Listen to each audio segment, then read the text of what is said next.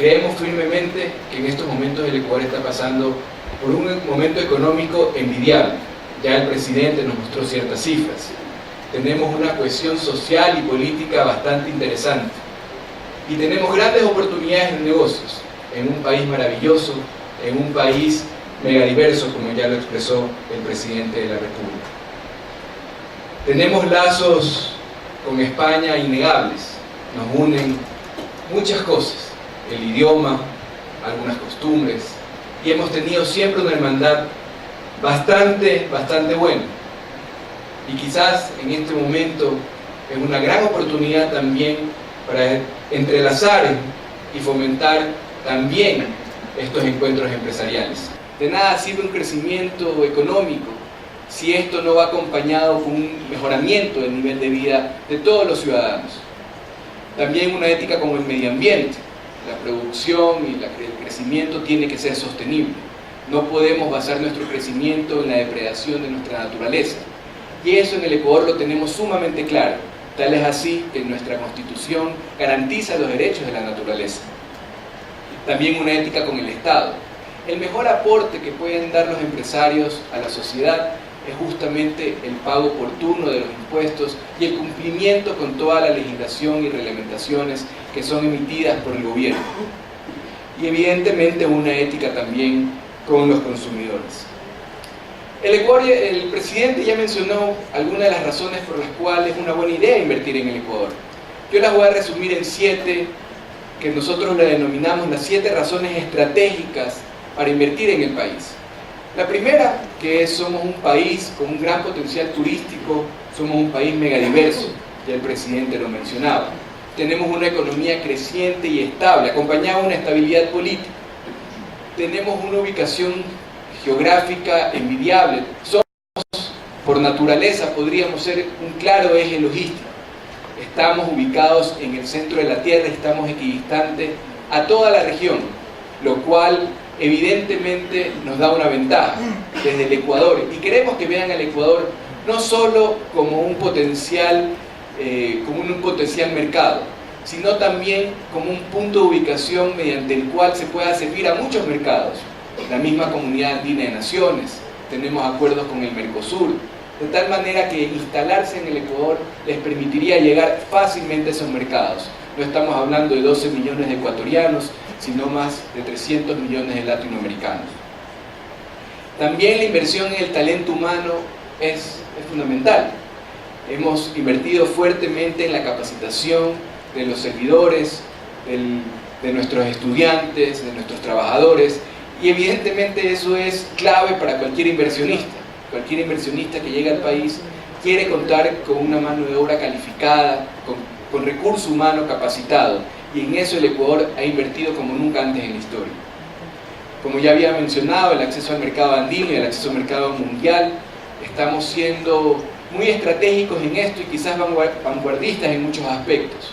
Estamos, por poner un ejemplo, desarrollando fuertemente lo que es el eje multimodal Manta-Manaos. Esto es una ruta multimodal que pretende unir el Océano Pacífico con el Océano Atlántico, empezando desde el puerto de Manta, que es el puerto más cercano hacia la región asiática. De ahí vía terrestre con toda la infraestructura que hemos desarrollado, valga la pena mencionar, son más de 8.000 kilómetros en carreteras que este gobierno ha invertido y las tiene de primer orden. Son más de 8.000 kilómetros en carreteras de primer orden. Vía terrestre desde el puerto de Manta hacia nuestra Amazonía, y nuestra Amazonía vía fluvial hacia algunos puntos, pasando por Leticia Tabatinga, que es un punto en la frontera tripartita entre Perú, Colombia y Brasil, luego hasta Manaos, que es una zona industrial muy interesante de Brasil, y finalmente se podría llegar hasta Belén, puerto en el Océano Atlántico. Esto abre una perspectiva muy interesante para integración regional y atender estos mercados. Incluso es una alternativa para el tradicional Canal de Panamá, cuyos costos son más elevados que esta ruta y cuyos tiempos, en muchos de los casos, también son más elevados cruzar este nuevo eje multimodal. Y finalmente, algo que para el manejo de la economía del país es un poco complicado, pero quizás para los inversionistas les facilita las cosas, estamos en una economía dolarizada. Es decir, no tienen el tema del riesgo cambiario, que normalmente es una preocupación de los inversionistas cuando invierten en un país en el extranjero. Las principales características del Código de la Producción: primero, que es una ley orgánica y da regulaciones específicas para cada área. Se fortalece el rol del Ministerio Coordinador de la Producción, y un poco para entender la estructura del gobierno tenemos ministerios coordinadores. Los ministerios coordinadores manejamos diferentes áreas. En este caso, el Código de la Producción establece claramente que el Ministerio Coordinador de la Producción preside el Consejo de la Producción, en donde están todos los ministerios o todas las secretarías relacionadas a este tema, empezando desde la agricultura, pasando por industrias, las relaciones laborales, las obras públicas y el transporte, el comercio internacional y también el turismo, que consideramos que es una industria fundamental también para el desarrollo del país. En este Código de la Producción se generan importantes incentivos tributarios y no tributarios, que los voy a mencionar un poco más adelante. ¿Qué es lo que estamos buscando con este Código de la Producción? Primero, que las inversionistas puedan sentir estabilidad y también predecibilidad. Una de las herramientas fundamentales de este Código de la Producción es lo que denominamos el contrato de inversión.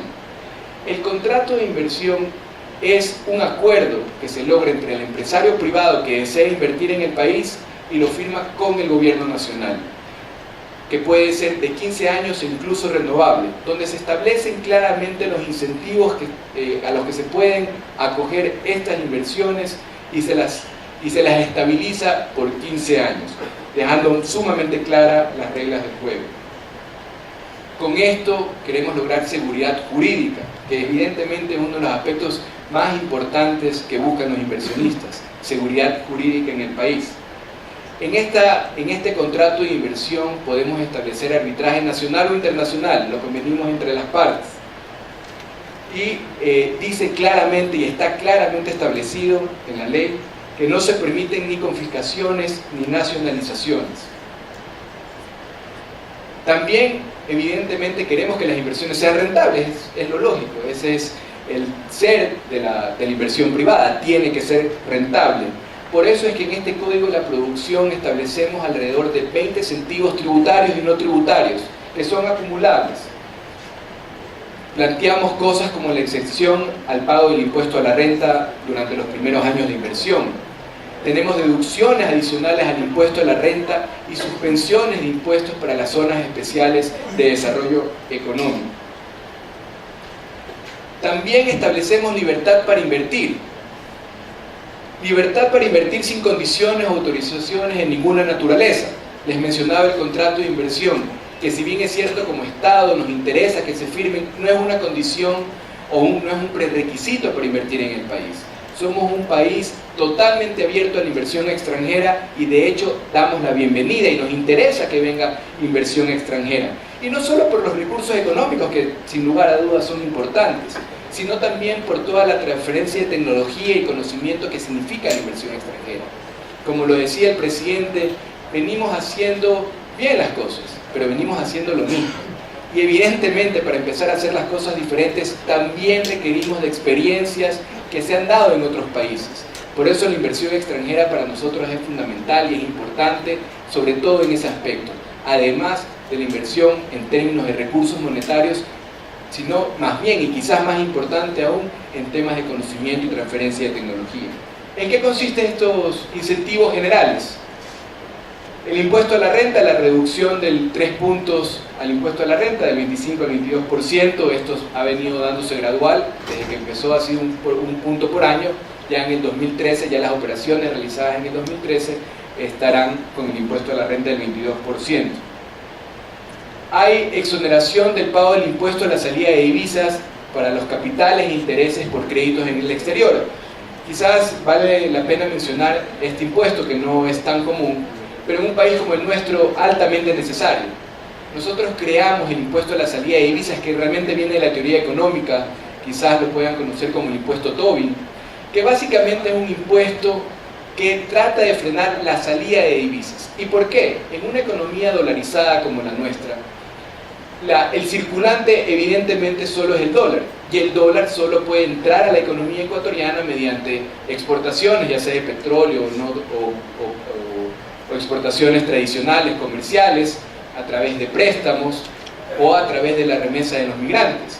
Es decir, tenemos una economía que por mucho que pueda tener un gran crecimiento y por mucho que pueda tener una gran demanda, corre un grave riesgo al no tener suficiente circulante en la economía. Los países normalmente lo que hacen cuando aumentan su producción va acompañado también de una política monetaria que acompañe esa producción. Si no, esto podría generar recesión y ese es el riesgo que corremos en la economía del país. Por eso, justamente que cuidamos mucho el mantener el circulante dentro de la economía ecuatoriana. Y este impuesto se creó justamente para eso, para mantener el circulante dentro de la economía. Pero evidentemente, si una empresa del exterior o nacional necesita financiamiento y va a entrar ese dinero por financiamiento, cuando pague el capital y los intereses va a estar exonerado de ese impuesto a la salida de divisas. Como también lo está cuando se repatrian utilidades, es decir, si yo como inversionista tengo utilidades del giro de mi negocio, esa salida de divisas cuando me tengo que llevar las utilidades justamente ganadas tampoco están sujetas al pago de este impuesto. Básicamente es un impuesto creado para frenar capitales golondrinas o salida de divisas que se lo hace de manera especulativa. También hay una reducción importante de 10 puntos en la tarifa del impuesto a la renta por reinversión de utilidades en activos productivos y otras deducciones adicionales también del impuesto a la renta cuando se invierte en temas medioambientales o en temas de productividad. Como lo había manifestado, estos incentivos generales tienen la facilidad del pago de impuestos en comercio exterior, el ISD, como lo había manifestado ya, los capitales e intereses en préstamos del exterior están exonerados, los dividendos de la misma manera, y también para los exportadores que se sometan a los regímenes especiales de exportación, es decir, que normalmente importan productos para procesarlos y luego enviarlos a los diferentes mercados internacionales, también no tienen que someterse al pago del impuesto a la salida de divisas. De todas maneras, vale la pena recalcar que estén o no estén en este régimen especial, cualquier productor nacional que importe materia prima y bienes de capital también reciben crédito tributario por el pago que hayan realizado de este impuesto a la salida de divisas. También hemos determinado en este código los incentivos para las nuevas inversiones en sectores priorizados. Tenemos varios sectores a los cuales queremos ponerle mayor énfasis porque creemos firmemente que son los sectores que nos van a ayudar a transformar la realidad productiva del país y trasladarnos de una economía primaria exportadora a una economía más industrializada. Estos sectores, a breves rasgos, son los alimentos frescos, congelados, industrializados, la petroquímica, la metalmecánica, las cadenas de agroforestal y producción de elaborados, el turismo también es un sector altamente priorizado, aprovechando toda la potencialidad que tenemos como país, en farmacéutica, energías no renovables, biotecnología y software aplicado y servicios logísticos. También hemos priorizado todos los sectores que tengan que ver con sustitución selectiva de importaciones. Somos un país altamente importador, de hecho tenemos un déficit de balanza comercial que podría poner en riesgo la economía del país si no tomamos medidas, y las estamos tomando para aliviar ese déficit en balanza comercial. Y hay muchas cosas que podemos empezar a producir en el país, no solo también para abastecer el mercado nacional, sino como lo había manifestado anteriormente, para abastecer mercados internacionales, sobre todo de la región, la Comunidad Andina de Naciones, etc. En estos sectores, por mencionar algunos, fabricación de sustancias químicas básicas, fabricación de plaguicidas, productos de uso agrícola, fabricación de jabones, detergentes, productos de limpieza en general, fabricación de productos químicos, fabricación de cerámica, fabricación de sectores de televisión, celulares.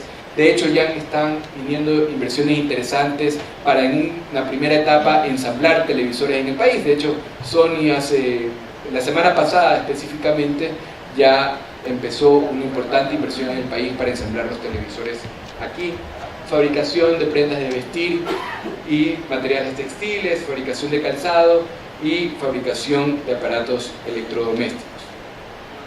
¿Cuáles son los incentivos específicos en estos sectores priorizados?